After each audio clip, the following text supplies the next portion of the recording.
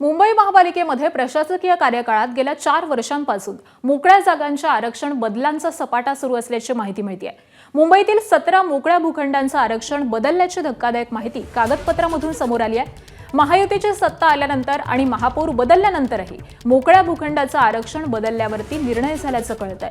काही ठिकाणी उद्यानं, मैदानं, शाळा आणि सार्वजनिक सुविधांसाठी असलेली आरक्षणं वगळण्यात आली आहेत, तर काही भूखंडांवरती नव्या वापराचं आरक्षण प्रस्तावित करण्यात आलंय. यामुळे मुंबईच्या भविष्यासाठी मोकळ्या आणि सार्वजनिक वापराच्या जागा शिल्लक ठेवायच्या आहेत की नाही असा सवाल आता उपस्थित होतोय.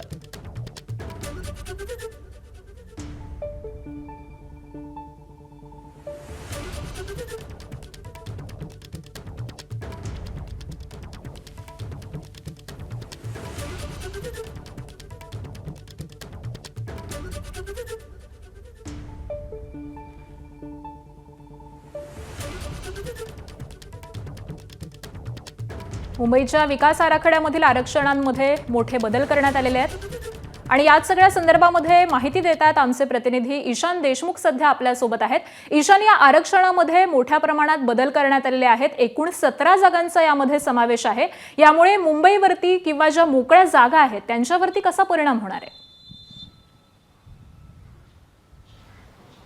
आकांक्षा, नक्कीच प्रश्न उपस्थित राहतो की आता मुंबई महानगरपालिकेला आणि प्रशासनाला मुंबईमधल्या जागा या ठेवायच्या आहेत की नाही. आपल्याला माहिती असेल मुंबईमधल्या जागांच्या किमती या गगनाला भिडलेल्या आहेत. पण आपण जर पाहिलं तर 17 जागा या ज्यावेळी प्रशासनाचं राज होतं या महानगरपालिकेवरती त्यावेळेस या सर्व ह्याच्यावरचं रिझर्वेशन काढण्यात आलं आहे. यामध्ये अनेक मोकळ्या जागा या आर झोन करण्यात आल्या आहेत. आर झोन म्हणजे ज्या जागांचे भूखंड असतात ते थेट तिकडे रेसिडेन्शियल करण्यात आलं आहे. त्यामध्ये उद्यानं असतील, शाळांच्या असतील, त्याचसोबत दुसऱ्या अजून आपल्याला आरक्षण असतील त्या हटवून आता तिकडे रेसिडेन्शियल रिझर्वेशन करण्यात आलं आहे.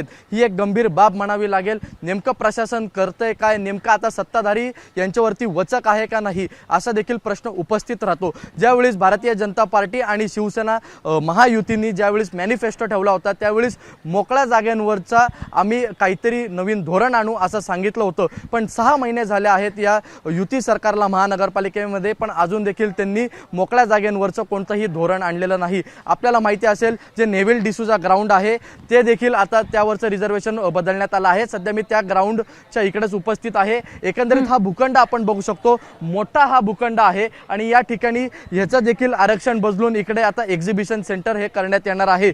हजारो मुलं इकडे दिवसेंदिवस खेळत असतात.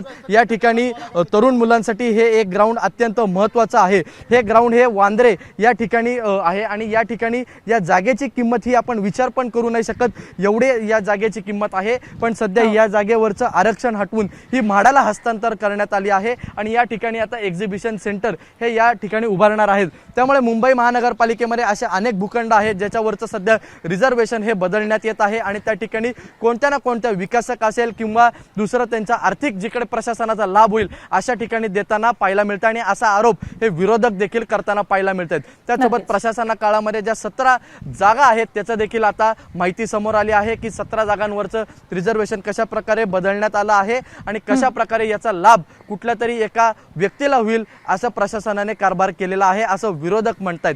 त्यामुळे नेमकं आता प्रशासन काय करतं, मुंबईमधल्या जागा ज्या मोकळ्या जागा आहेत त्या ठेवतं का मोकळ्याच, का तिकडे अजून काही नवीन प्रकल्प आणतायत हे बघणं अत्यंत महत्त्वाचं राहील. आकांक्षा, नक्कीच धन्यवाद ईशान या सगळ्या सविस्तर माहितीसाठी. तर मुंबई महापालिकेमध्ये कोणाच्या फायद्यासाठी हा सगळा कारभार सुरू आहे असा आरोप अशरफ आझमी यांनी केलेला आहे. काही अधिकारी केवळ कंत्राटदार आणि बिल्डरांसाठी काम करतायत असं देखील त्यांनी आरोप केलाय. मैंने जब ये 21 अप्रैल को मैंने एक खत लिखा यूडी डिपार्टमेंट को कि मुझे ये बताएं कि पिछले 4 वर्षों में कितने रिजर्वेशन को डिलीशन करने के लिए यूडी की तरफ से कोई प्रस्ताव आया या आपने उनको भेजा। और ये फाइल में मुझे उन्होंने 17 जगह के नाम भेजे। अब मैं नहीं जानता कि ये पूरा है कि और भी है, लेकिन 17 उन्होंने भेजे। 17 में से 8 काम ऐसे हैं जो ज़्यादातर ओपन स्पेस पे हैं, ओपन प्लॉट पे हैं। डिमांड करता हूं कि महानगर पालिका व्हाइट पेपर लेके आए कि 4 सालों में उसने क्या किया है, कितनी जगह है वो अपनी दूसरों को दे रही है और किस किस तरह से दे रही है। तो मेरा ये मानना है कि जो आपका सवाल था उससे मैं इत्तेफाक करता हूं कि महानगर पालिका आम आदमी की बजाय बड़े लोगों के काम कर रही है और उसके ऊपर जो आशीर्वाद है वो भारतीय जनता पार्टी और शिवसेना का। एबीपी माझा, उघडा डोळे बघा नीट.